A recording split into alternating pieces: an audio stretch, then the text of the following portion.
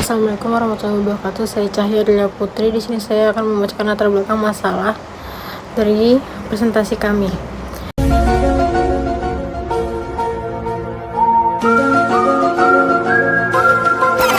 Sistem pemidanaan di Indonesia yang berlaku saat ini dinilai tidak efektif karena tidak mampu memberikan efek jera kepada pelaku maupun menciptakan ketentraman di masyarakat. Proses hukum bersifat konvensional dan terlalu didominasi oleh negara, sehingga korban dan pelaku tidak memiliki ruang untuk berpartisipasi aktif dalam penyelesaian perkara.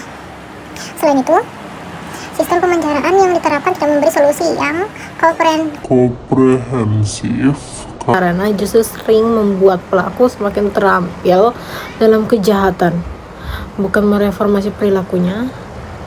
Di sisi lain, keluarga korban sama sekali tidak mendapatkan perhatian maupun perlindungan hukum dari negara. Selanjutnya akan dijelaskan oleh teman saya. Baik, di sini saya akan melanjutkan materi dari Cahya Delia Putri. Restoratif justice adalah pendekatan alternatif dalam penyelesaian perkara pidana yang menekankan pada pemulihan konflik dan pengembalian keseimbangan sosial dalam masyarakat. Dalam pendekatan ini, tindak pidana dipandang bukan sekedar pelanggaran hukum yang harus dibalas oleh negara, melainkan sebagai konflik sosial yang harus diselesaikan bersama oleh semua pihak yang terlibat, yaitu pelaku, korban, dan masyarakat. Fokus utamanya adalah memperbaiki kerugian yang ditimbulkan, bukan sekedar menghukum pelaku. Baik, selanjutnya akan dilanjutkan oleh Regita. Sekian dari saya. Baik, selanjutnya saya akan melanjutkan materi dari Adelia Elianti. Saya akan membahas tindak pidana pembunuhan dalam hukum pidana Indonesia. Yang pertama ada dasar hukum, diatur dalam KUHP buku kedua bab 19, pasal 338 sampai 359 tentang kejahatan terhadap nyawa. Yang kedua, jenis hukumannya. Jenis hukumannya itu ada hukuman mati, penjara seumur hidup, dan penjara 5 hingga 20 tahun, tergantung berat ringannya tindak pidana tersebut. Selanjutnya,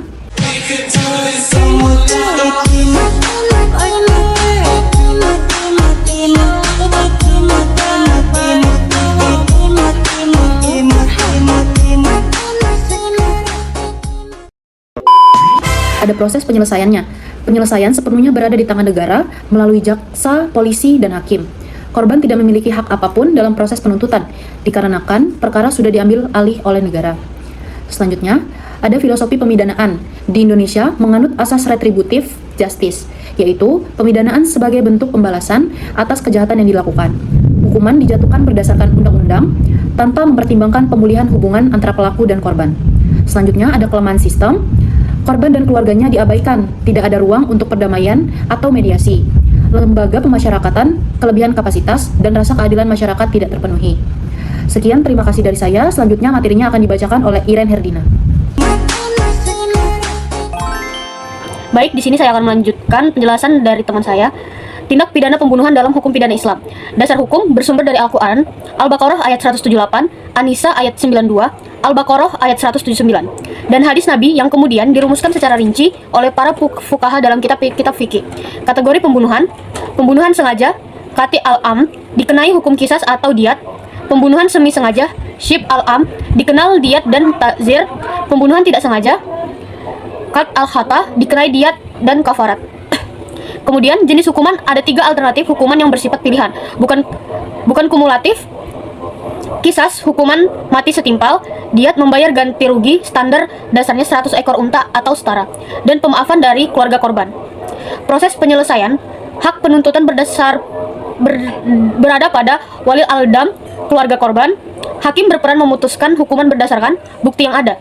Sultan atau pemerintah berperan sebagai mediator dan pengawas, bukan pemegang monopoli hukum. Kemudian, filosofi pemidanaan, tujuan hukum qisas bukan pembalasan, melainkan reformatif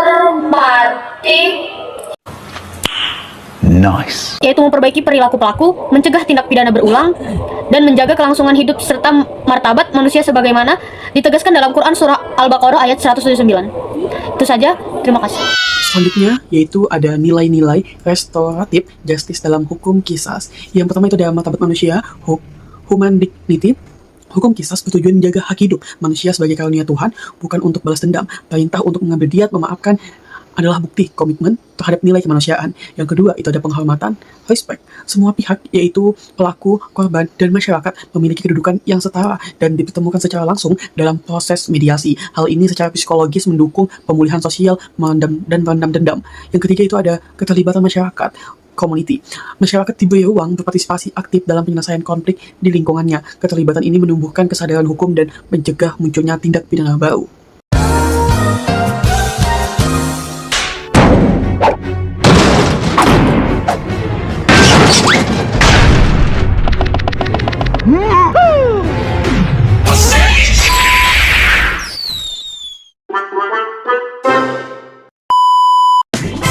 Baik, saya akan melanjutkan materi yang telah disampaikan, perbandingan retributive justice vs restorative justice. Ada aspek hukum pidana Indonesia, hukum pidana Islam. Yang pertama itu di aspek ada pendekatan yang untuk hukum pidana Indonesia itu yang pertama ada retributive justice. Yang pertama hukum pidana Islam itu ada restorative justice. Yang kedua di aspek pemegang kewenangan. Kedua, hukum pidana Indonesia ada negara monopoli penuh. Hukum pidana Islam yang kedua ada negara sebagai mediator.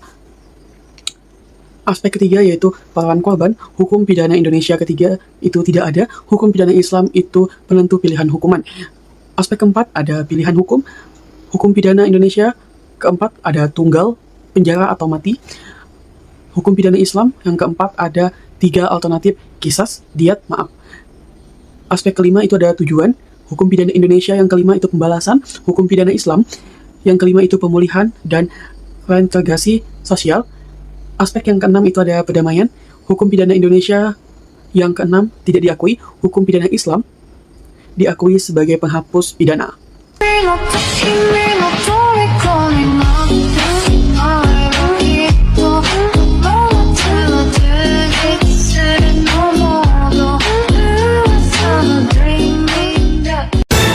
Baik, Assalamualaikum warahmatullahi wabarakatuh. Saya akan melanjutkan materi dari Mahesa. Jadi kritik terhadap sistem hukum di Indonesia itu terdapat paradoks antara filosofi dengan pemidanaan, tujuan pemidanaan di Indonesia. Jadi prinsip retributive justice itu yang dianut merupakan tidak sejalan dengan tujuan rehabilitasi dan reintegrasi sosial yang seharusnya dicapai. Akibatnya apa? Pelaku tidak menunjukkan perbaikan setelah dihukum. Jadi korban diabaikan dan kepercayaan masyarakat terhadap penegakan hukum itu melemah, sehingga memicu sikap main hakim sendiri kepada pelaku gitu. Jadi kesimpulannya adalah hukum pidana di Indonesia itu perlu melakukan reformasi dan pendekatan retributive justice menuju restorative justice agar pemidanaan lebih efektif dan berkeadilan. Sehingga hukum pidana Islam melalui sistem kisas telah lama mempraktikkan prinsip restoratif justice dengan melibatkan semua pihak, memberikan 3 alternatif hukuman, dan menempatkan negara sebagai mediator.